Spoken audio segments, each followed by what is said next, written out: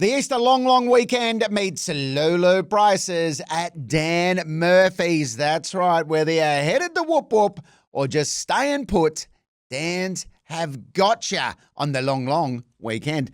With the lowest prices on a range that'll satisfy everyone from uncles to best mates. Avoid the Good Friday scramble and stock up the esky by Thursday so you can sit back and sip this long weekend. You get it. You understand. And if you found it cheaper, well, Dan's will beat it. It's as simple as that. Nobody beats Dan Murphy's. T's and C's apply, and choose to drink wise. Yeah, that's a great start. Hey, everybody. Welcome to the Make Me Good at Golf podcast. Just three golfing mates wanting to get better at golf and want you to come along for the journey. My name's Damien Fleming. I'm Mr. 71, highest test score, lowest golf score. We're joined by Windy Pete, Mr. 48 himself. Peter Hallier, are you getting better or good at golf? Thank you, Flem. You got through that intro eventually. I just want to pick you up. I thought we eradicated Windy Pete last week. I thought that's gone. It's not a thing. It's not a thing. I've had people say to me, Windy Pete. It's just it's not a thing. So, Mr. 48. With that said, Mr. 48 does seem like a long time ago. And I think I am getting better at golf. Did you get a round in during the week by any chance? I did. I got 2 rounds in. But before that, I actually went to Titleist to get my irons fitted. So that was interesting out at Spring Valley with Jonathan Law, the main man. So JL, yep. You guys have already had your irons done at Titleist. So I was ready to get it done. The track man was there. So the 3 iron, 4 iron are gone. So instead of 3 iron, I've gone the GT2 5-wood. Instead of the 4 iron, I've gone with the GT2 4 hybrid. And then I've gone the 350 5 iron and the T50s for the 6 irons down. Interesting with JL too, what you pick up too, P. I don't know what you picked up there. But I was, because of my swing, I was hitting the ground with the toe of my club before I hit the ball. So there was a little bit for me raising up the toe when I'm aligning it, trying to hit the middle of the club a bit more. Plus my new clubs, mate, I'm expecting handicap to come down, baby, when I get them in my hands, hopefully this week. Well, you have zero excuses now, Flem. In fact, I would expect you to be down to 3 by the end of the year with these new clubs in your hand. They are glorious clubs, I have to say. They're glorious clubs. You will love it. And having and I'm the same. My highest iron, lowest iron. I'm not sure which order we work in, but is my 6. That's the first iron I have. So, they're glorious clubs, mate. You got no excuses. Yeah. So if you haven't been fitted, make sure you get down to Titleist, CJL, and get your clubs done.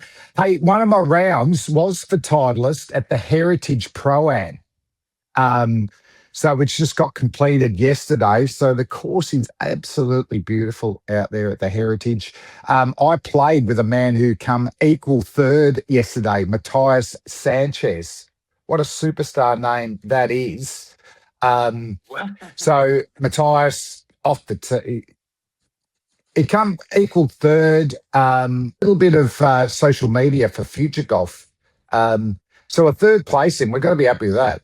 Flem, funnily enough, I'm at Heritage on Thursday this week. I'm playing Brickworks Austral are putting on a charity day, and what they've got me doing, I'm not playing in the day, but what I'm doing is people can donate money to charity, and they can they give the money to charity, and I hit off a par 3 for them, and What? I love raising money for charity, but I'm not sure if it's a wise investment to be honest. What's the budget? What are they trying to raise here? If it was a Yeah. donation for you not to hit the green, I can live with that.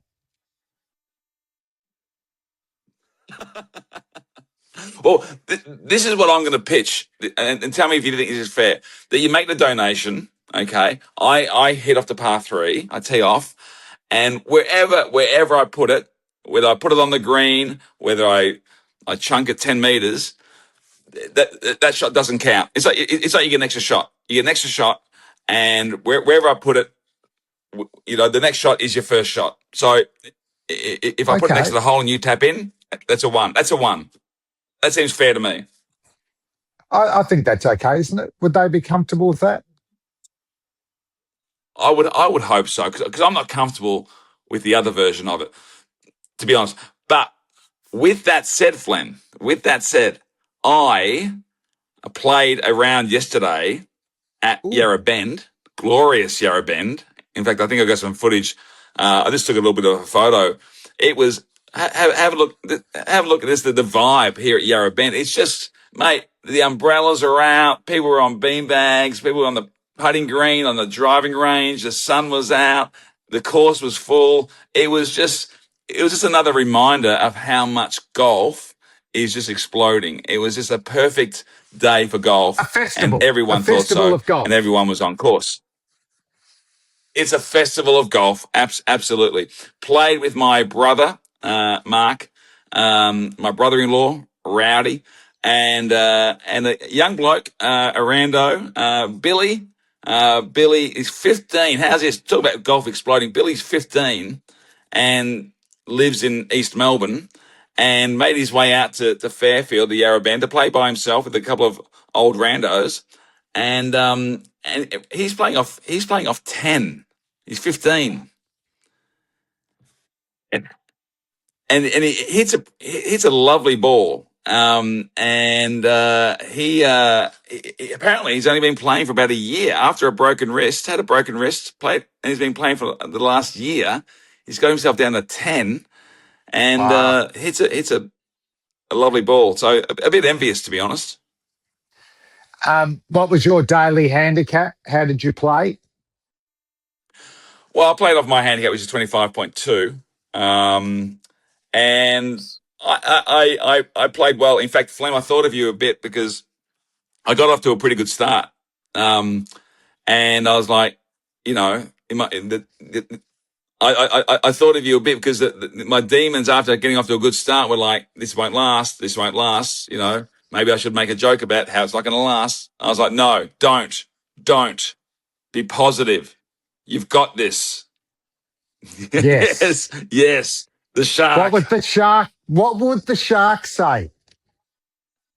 So I took my top off and I played the rest of the round topless. That's what I did. Are you the great, what can we get? We need a new nickname with the shark in it for you, Pete. We'll work something out. But I played, but I did. I hit the par threes particularly well. There were, I think I hit every green bar one in the par threes, and I actually put them within 6 foot of the hole like 3 times. So I am going into this round at Heritage in pretty good form with the par threes. So fingers crossed for that. Good. But as far as my round went, I had 93 off the stick, 34 Stableford points, which in a little handicap update, let me just make sure it's the correct. So I was at 25.2, and my new handicap is 24.9. Is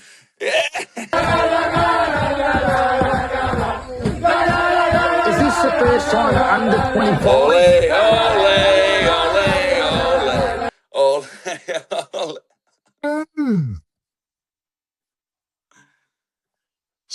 So that's career best, isn't it? It's actually not. So you may remember I got my lowest is 24.7. So I'm still not under that. Oh, But okay. it's only the second time I've been under 25. Yeah. But that is But, sensate. You're on the way down. but, Lemo's down. yeah, yeah. It was, I was relieved to see, because you may remember I had a round at Lake Carringoup where I had a similar score as far as points go. And I went up. But I it didn't went go in. from, It went up. I That's think I went, right. I think I went from 24.9 back up to 25.2. And I was confused by that. So I was a bit concerned when I put in the card, but put in the Future Golf last night. They got back to me pretty quickly, actually, before I went to bed last night, and was very happy to see that I was under 25 for the first time in a bit. So, yeah, loving golf.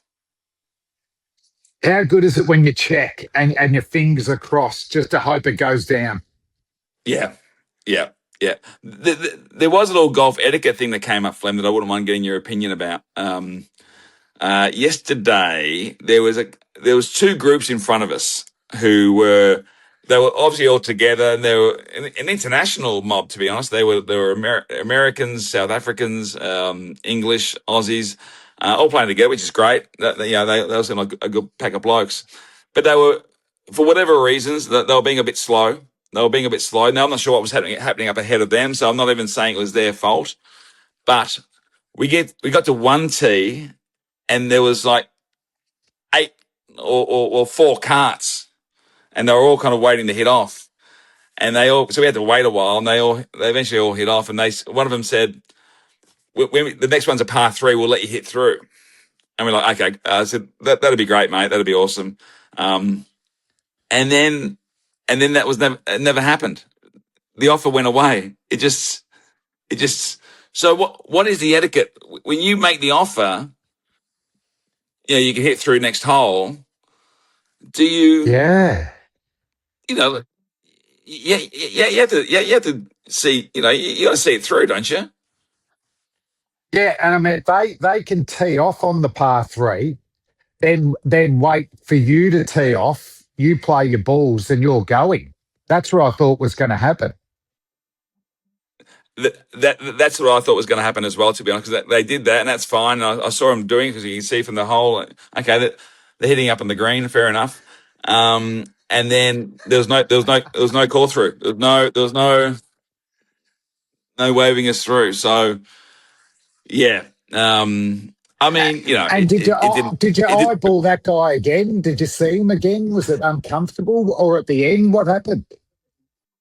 Well, they were having some beers afterwards, and we had a quick beer afterwards as well. And I didn't eyeball them. In fact, I did the opposite. I avoided the eye contact. I was like, Yeah, so, yeah. Oh well, so yeah, yeah. But it was a good round. My brother's getting his cards in. He's with Future Golf now. He's got his card. He actually played well. He had a 97. I think it's the first time he's broken 100. So well done to him. And he's hitting a pretty good ball, actually. So yeah. And my brother-in-law played well. And Billy, he had a great front nine. Bit of a different player on the back nine. His game went to pieces a little bit. He went from looking like Tiger Woods, early Tiger Woods, yeah. to you know post Melbourne Hotel Tiger Woods.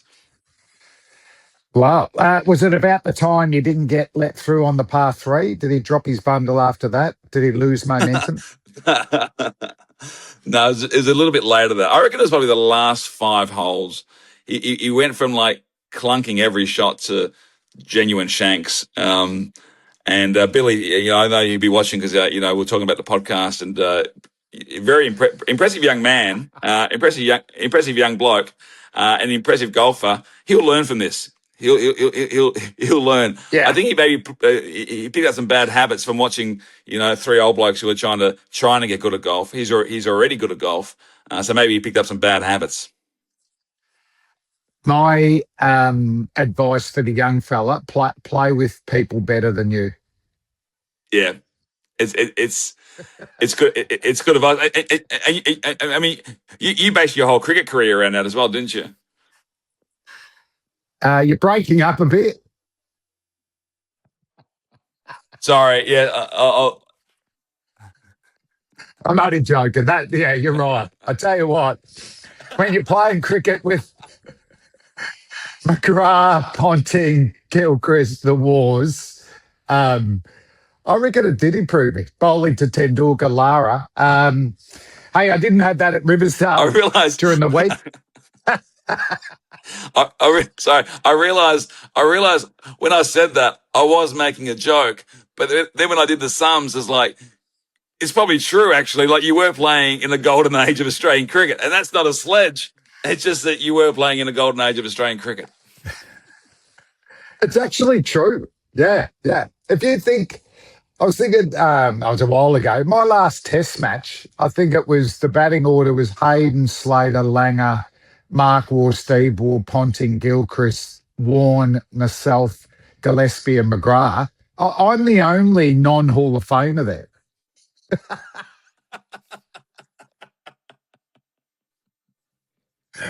It's So a good you're conversation actually topic. right. Next time we play around, it's a good conversation topic. Was Damien Fleming the worst Australian cricketer of that era to play X amount of tests? It's a good. I think it's a good conversation. I'm going to say yes.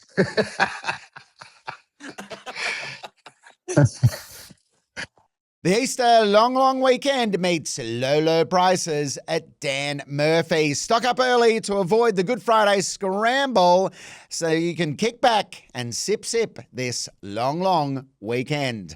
Found it cheaper? Dan's will beat it. Nobody beats Dan Murphy's. T's and C's applies and choose to drink wise.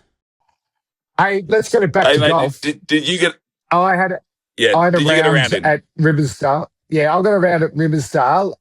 Played off the white, so played off 6. And I'm not moaning. I'm trying to get down to 3, but gee, your margin for error is bloody tough. So I scrambled to 34 points like you. Driving pretty good. Didn't sink any putts, although I think I'm putting quite well. But I've got a handicap update. So I Okay. blew out to 6.4, but that 34 points off 6 gets me down to 6.2, baby. I'm down.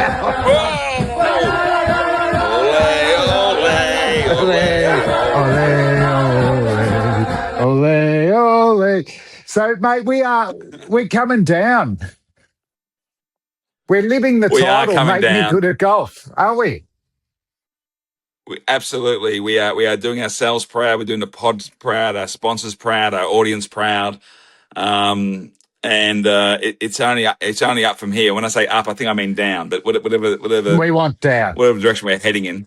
Yeah. Hey, just down. One thing, okay, Pete, as well, and I'll be interested if we get any comments from our viewers or listeners. You don't have a home course yet, and I think when you and Limo join somewhere, you'll find your handicap will come down because you're familiar with the course and you'll just get there more. But when you've been there a long time, you start to have some bogey holes that get in your head. And for me, it's the 6th hole at Riversdale. Once again, I double bogeyed it after being pin level for my 3rd shot.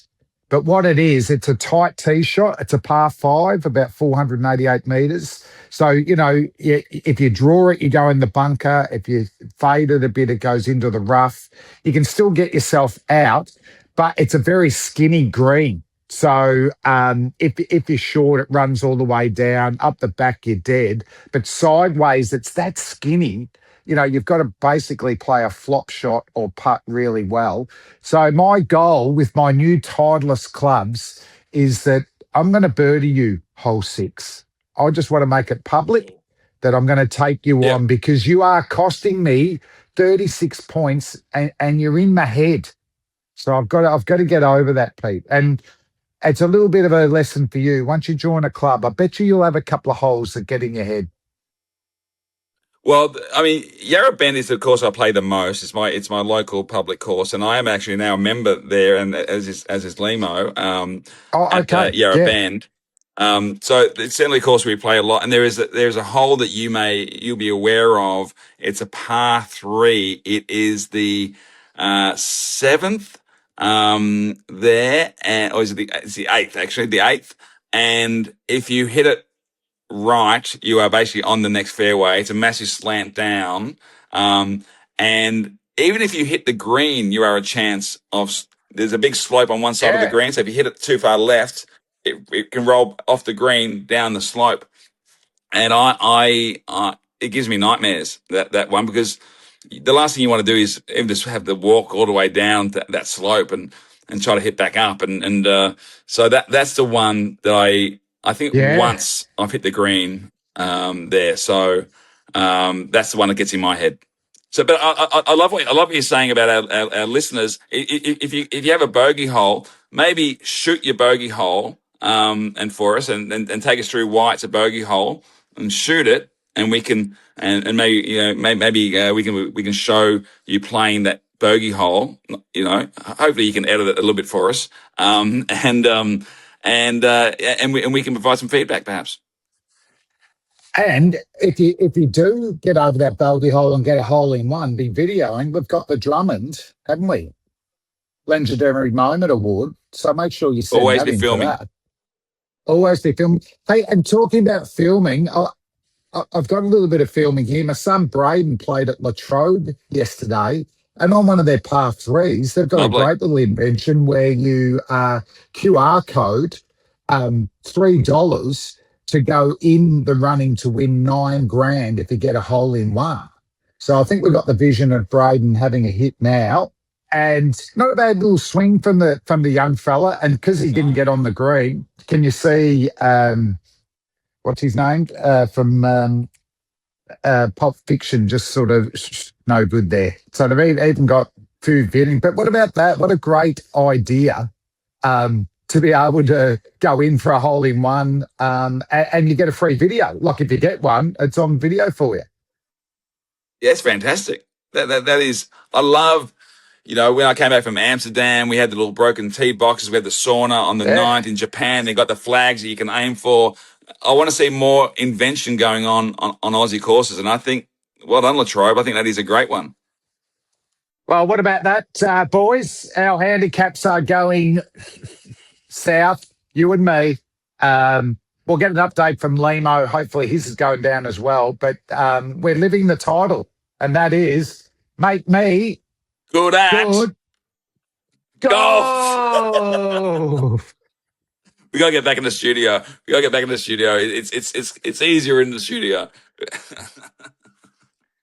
That wraps another episode of Make Me Good at Golf. Now, why not make me good at long weekends with Dan Murphy's? Get your favourite drinks at the lowest prices. Found it cheaper? Dan's will beat it. Nobody beats Dan Murphy's. T's and C's applies, and choose to drink wise.